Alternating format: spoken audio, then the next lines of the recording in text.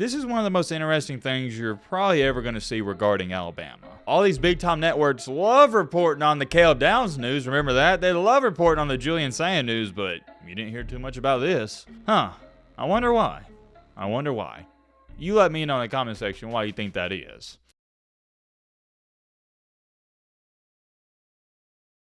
Ladies and gentlemen, boys and girls, hope all of you had a great Monday. If not, hope this video can make it a little bit better. And I've been keeping y'all up to date on that snowstorm that came through northern Alabama. Not this most recent Sunday and Monday, but the one before that. And guess what? Here's the newest of new updates. Tomorrow, which is going to be Tuesday, day near 8/9 days since the snowstorm, school is still going to be canceled for the kids around my area. And if you're wondering why I know this or why I even keep up with it, it's because my brother, he goes to high school. It's absolute craziness, man, and I have never, let me repeat that, I have never seen anything like this in all my time of living here. And it goes back to this. Yeah, we've seen a lot of snow before like this snowstorm brought, but we haven't seen the frigid temperatures after a snowstorm quite like this. And since the temperatures haven't got above 32, 40 degrees until today and the days to come, the snow hasn't had anywhere to go. It's just frozen to the ground. All the kids are enjoying it though, so I'm happy for them. And that's besides the point. Let's lock in, let's get down to business, and we got to talk about Alabama football. Well, to all my Alabama fans, I hope you're ready for some good news because it doesn't get too much better than this. I know for the most part it's been nothing but bad news. We're always talking about this player leaving, and this player leaving, and this player decommitting, and this player decommitting, but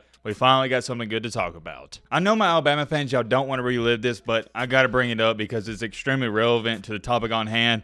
Seth McLaughlin. Good old Seth McLaughlin. Now, don't get me wrong, I have no personal ill will towards him whatsoever, but we all know what he did at Bama in this most recent year, not acceptable. And I don't think I have to sit up here and explain to you guys why having 3 to 4 bad snaps per game at the bare minimum, yeah, it's not good. And I've already gone on rants and tangents about it, and I really don't feel like doing it again. The bottom line is, it was embarrassing. It was embarrassing as an Alabama fan to watch it. I can full out understand an interception, a fumble, or you go to block a guy and you whiff on it because those are mistakes that the defense is forcing. But when you can't do something as basic and fundamental as snapping a football, I can't excuse it. It not only drove me crazy, it drove Nick Saban crazy, it drove everybody crazy. It's just like, man, how do you explain it? I mean, what do you even tell the guy? Because all throughout practice, he never did it. I just chalked it up to this, and in reality, it's the only explanation. He more than likely had the yips. You don't see it every day where a college football player gets the yips. You more so see it in golf. And if you want me to explain it to you and break it down without getting all nerdy and scientifical here,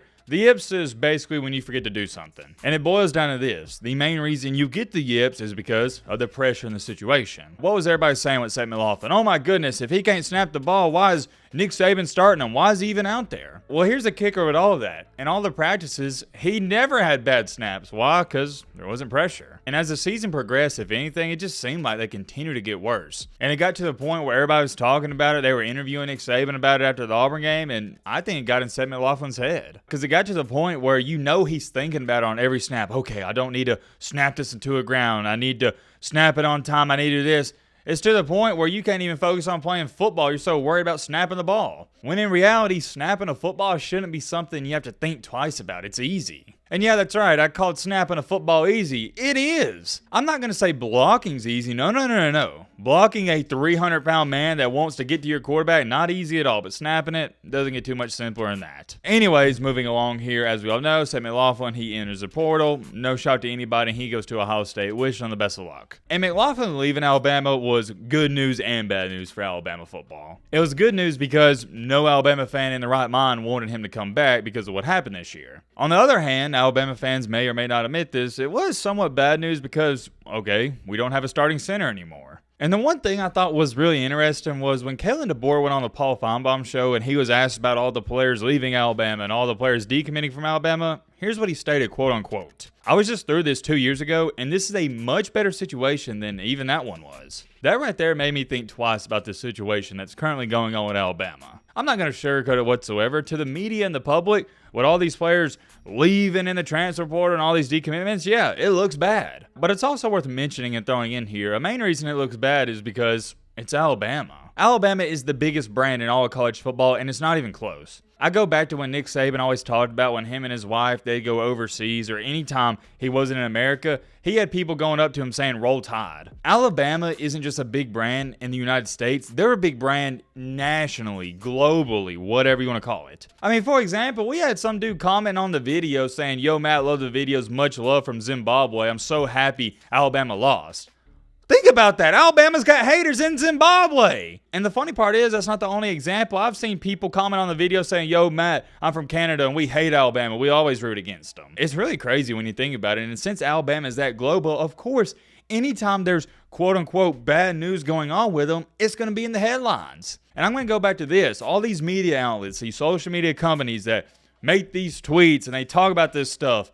Have you noticed they're mainly just talking about Alabama losing players? When Arizona, they lost 9 players. They went through a similar situation. They lost 9 players in 30 minutes after their head coach left. And I know what some of you may be sitting there saying, "Well, Matt, what are you trying to tell me?" Well, what I'm trying to tell you is this is normal. When you got a head coach, especially a good one, leaving, yeah, players are going to leave with them. And when I say leave with them, of course, they're not going with Nick Saban, but you get what I'm trying to say. They're going to leave the program. This shouldn't be news to you guys. The reason everybody's talking about Alabama right now is because they've been preying on their downfall the past 17 years. It's because Alabama's been the most talked about team the past 17 years. Alabama gets the most clicks and views out of any team in the nation when it comes to college football. It's not even close. And I've said it before and I'm going to say it again. You got everybody telling me, "Oh, Matt, when you going to enter panic mode? You need to hurry up and start panicking." No, I'm not panicking. I'm going to let this situation play out. There's nothing to worry about in my opinion. Last time I checked, we're 0-0. It's the offseason. Why should I be too worried?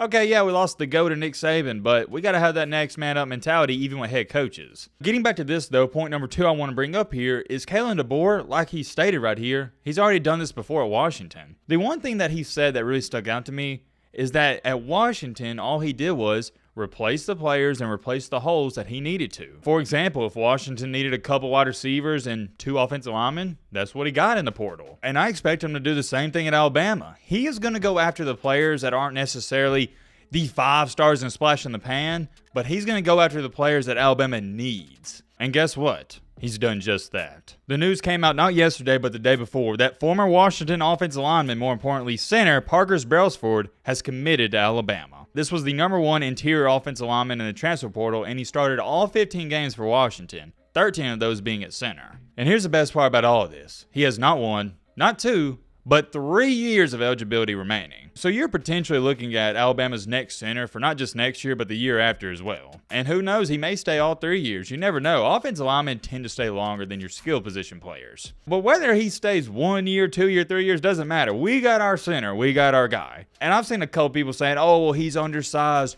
Oh, well, how's he going to fare out in the SEC? Well, here's a fun fact for you. Not my opinion. A fun fact, a cold hard fact of that. He's allowed 1 sack in 612 pass blocking snaps. What about that? And you want to know my favorite part about him, and it's not a stat, is that he can snap the ball, okay? And I hate to be that guy, but I got to throw it out there. Y'all don't understand how pissed off I got this year watching these games.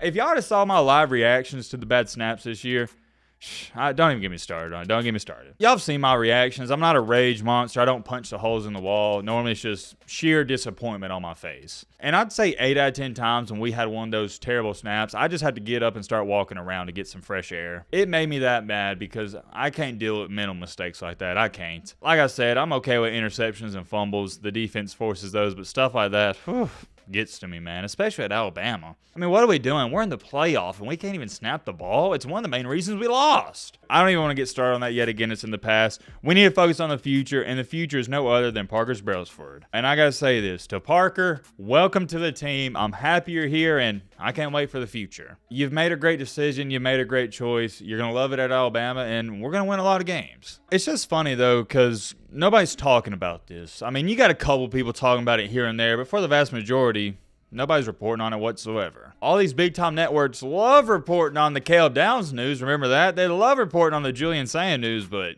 you didn't hear too much about this. Huh. I wonder why. I wonder why.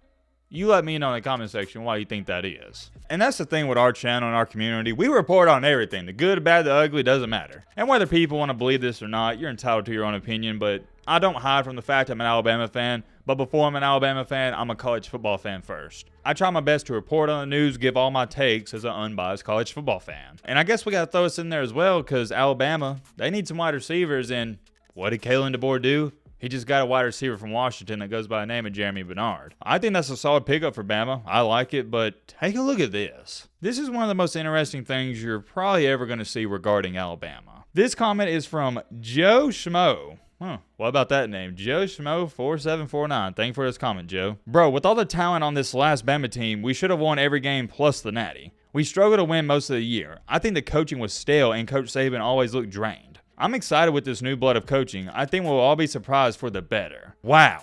Wow, wow, wow.